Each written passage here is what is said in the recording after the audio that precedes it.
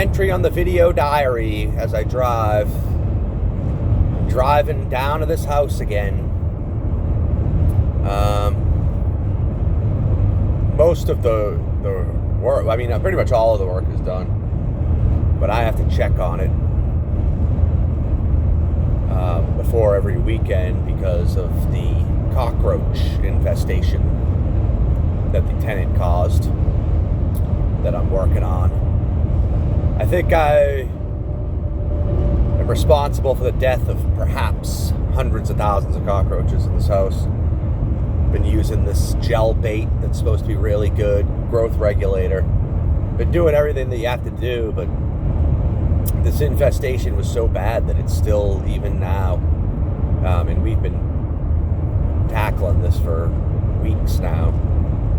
I go there and there's still dead cockroaches lying around every time I go back there, which is obviously not good for showings. So every Friday I have to drive this 2-hour drive, basically just to come down here and sweep up cockroaches. That's really all that needs to be done. The only other thing on this occasion that I need to do is nail some quarter round. We pulled up some quarter round last week because we still had the cat urine smell there in the living room. I mean, we did so much to try to get rid of the cat urine smell. We've done ozone, we've done enzymes. I mean, in the carpeted rooms, the bedrooms, we had to pull up all the carpet, and it was just a disgusting scene.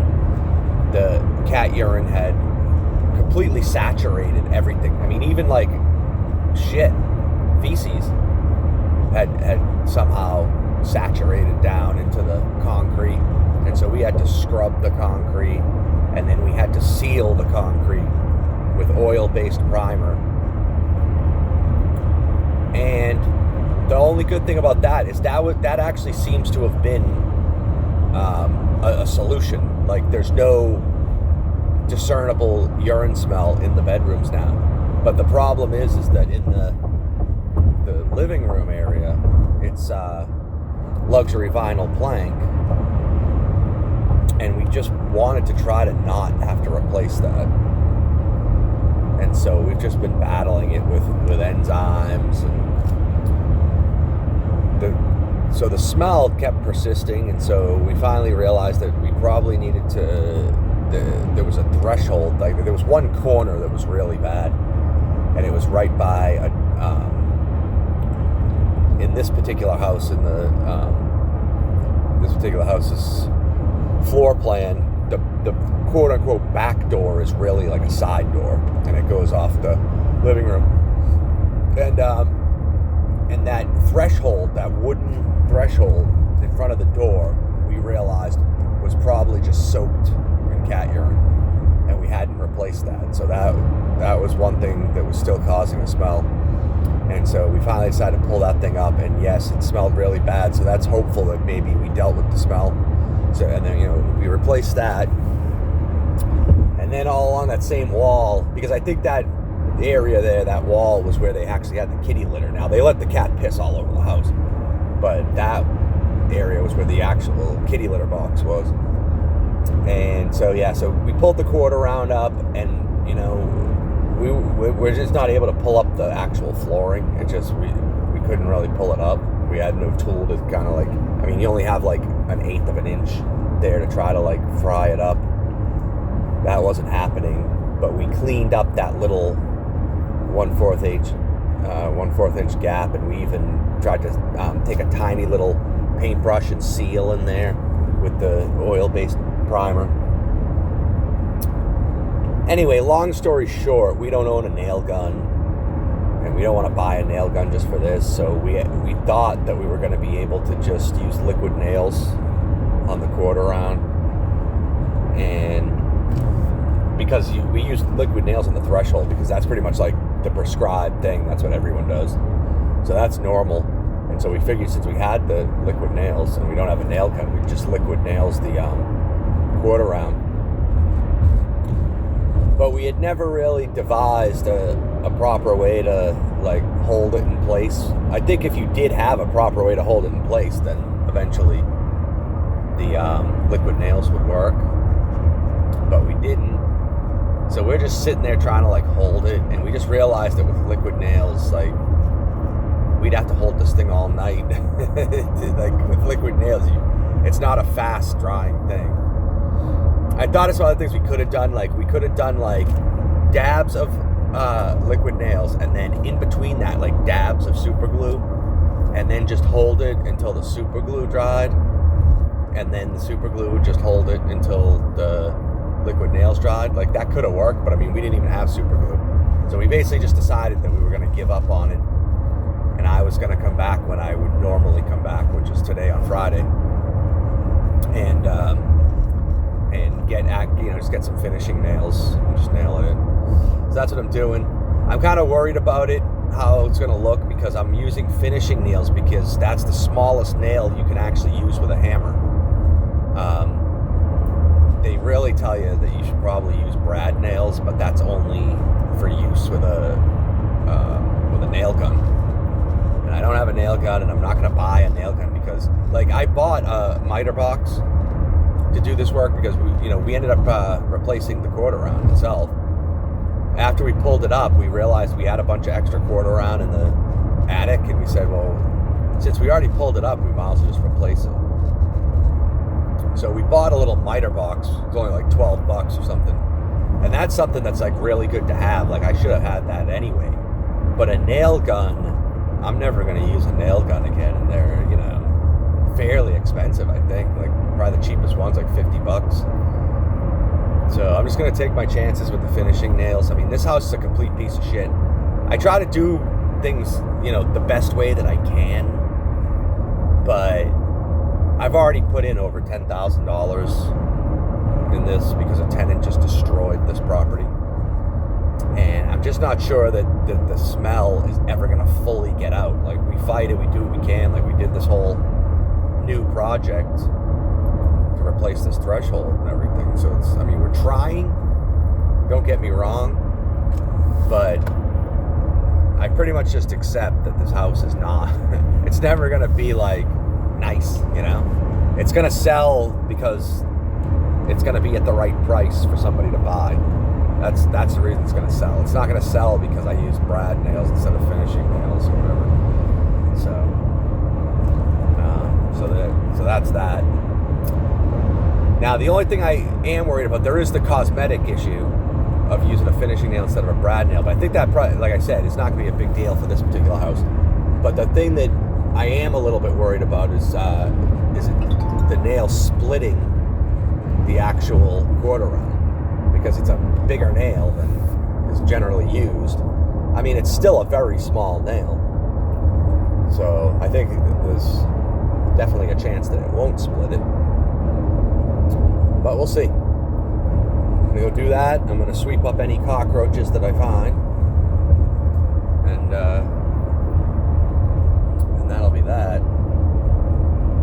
But the thing that sucks is this thing, because we moved, we used to live in the Austin area, now we live in the Dallas area, so this place used to be local, but now I have to drive 2 hours just to sweep up some cockroaches. It's pretty ridiculous.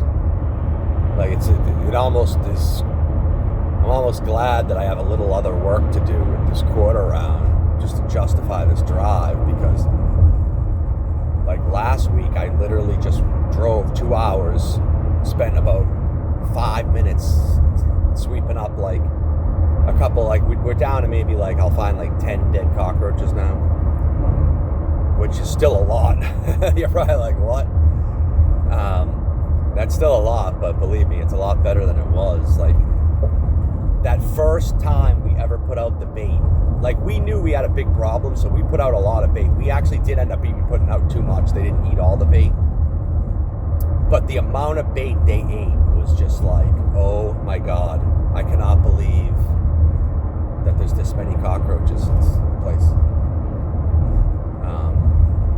So for the past several weeks after we did that initial one, we're now just doing it like in little corners and crevices because we have showings going on, like it's listed. So we can't like just openly be baiting for cockroaches. So we're just doing it like where you can't see like, little corners and crevices. And also because that's all they eat now. Like they don't even eat that. So, but that first time we covered the whole kitchen floor in painter's tape and did like strips of painter's tape. Every like 6 inches was a dab of the gel. Same thing on all the counters, painter's tape, dabs every 6 inches. And we came back, I think like, because back then we were going there quite often. It wasn't like now where I only go once a week. I think we came back maybe like 2 days later, and they had eaten like all of the bait that was on the floor, and a good, like on the one side, the little counters that are just on either side of the stove, they had eaten all that bait. And then on the big counter, they had eaten the first whole strip of bait. And then there were 2 more strips they hadn't eaten. So I guess it would have been even more impressive if they ate all the bait, but they ate a shitload of bait, man. Like, I don't know how many cockroaches were out there feasting on this bait. But I must have killed so many cockroaches from that. Like, they were all out there. Had to have been thousands of them to eat that much bait. And yeah. So now, it seems like they don't even eat the bait. Like, but I'm sure they're eating some, but it's like, they're eating so little bait now that it's hard to even discern what they're eating. And then obviously it's a little harder for me to observe too, because like I said, I'm putting it in crevices where I can't see. But I'll still find like 10 to 20 dead cockroaches anytime I go there. Just, dead on the floor or whatever. And we kind of like, if we're showing this thing for sale, we kind of need to get to 0 cockroaches. And I'm sure there's somebody out there that think I'm like a bad person because I'm selling a house that has cockroaches. And it's like, what am I supposed to do? Like, I'm doing everything I can possibly do. I mean, we researched. I mean, my wife is the type of person that'll research the hell out. You talk about paralysis by analysis. This chick just loves to research. She'll be like up all night researching stuff. I don't even know how she does it. But we basically became experts on how to kill cockroaches just because of this problem. We ordered like the Primo cockroach stuff from Amazon. We would have gladly paid an exterminator, but from our research, it actually sounded like you can do a better job than the exterminator. The exterminator's treatments are kind of like superficial. Whereas if you use the growth regulator and you use this gel bait that everyone recommends, Advion, I think it's called. So, I mean, we're doing everything we can to get rid of these things, and it's not like cockroaches are like not a common thing, It happens. I think probably like every restaurant in the world has cockroaches. It's a pretty, it's not like I'm concealing a murder or something. So, I mean, it is what it is. There's nothing I can do about it. The tenant did this. I'm the victim in this. The tenant cost me $10,000. I'm trying to get this as right as I can. I certainly would totally eliminate the cockroach problem if I could. I mean, that's what I'm working towards. Now, opinions vary. I've read some things that some people think you can never get rid of them. There's always going to be some of them. I don't know. I think the fact that the house is now vacant helps, because we can pretty much cut off their food supply other than bait. Like bait is their only food they have access to at this point. So I feel like we could probably do some serious damage at the very least. I don't know. But yeah, so that is what it is. Really bad situation. Like, it's turned me off to real estate investing. Not that I wasn't already kind of getting turned off to it. I don't want this to be too much of like negative, because like I said, this is kind of becoming a video diary that maybe my kids will look at, and I don't want them to, you know, I don't really want to like burden my kids with my issues, but you know, I struggle just like everybody else, you know. Everybody has their struggles, and just a lot of the way this real estate thing went, like I was naive at one point and just thought that I was going to get rich off real estate.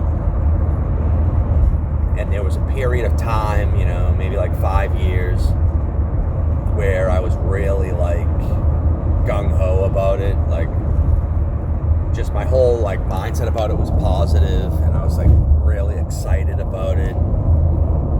Really thought I was going to do it. And I did do a good deal. Like, my fourplex that I built is working out fine, you know. I am building wealth, but it's nothing that's like going to get me rich, you know. It's just like a nice little thing on the side that I'm building some wealth. It's not like it never like exploded into the thing that I had in mind for it to explode into. You know, I thought I was gonna just like keep adding units, getting richer. And then I had a brief period here where I was excited too. Like I was like, I'm gonna go into commercial. And I guess, I don't know, like maybe it's just, I've just lost a lot of confidence in myself and like my ability to evaluate things and stuff. I don't know. Like I said, I don't want to get too much into that, but I thought I had enough money, like from the property I sold. I thought it was a substantial amount of money to the point where I was going to be able to get into commercial real estate. But I guess just the inflation that's been going on in the past, you know, several years, or I was just out of touch to begin with, I don't know. But I've kind of been hit with the realization that the amount of money I have just isn't really enough in the commercial world. Like, the commercial world is a lot of groups and stuff, you know. It's like investment groups. To be a single person doing this, like to be that rich on your own, there's certainly people that are, don't get me wrong. But for a regular person like me trying to do it on my own, there's just, the money is just too much. Like, it turns out that I can only get like the crappiest commercial real estate, like Scooters Coffee. I don't have any confidence that Scooters Coffee is going to stay in business, you know what I mean? And so yeah, I don't know.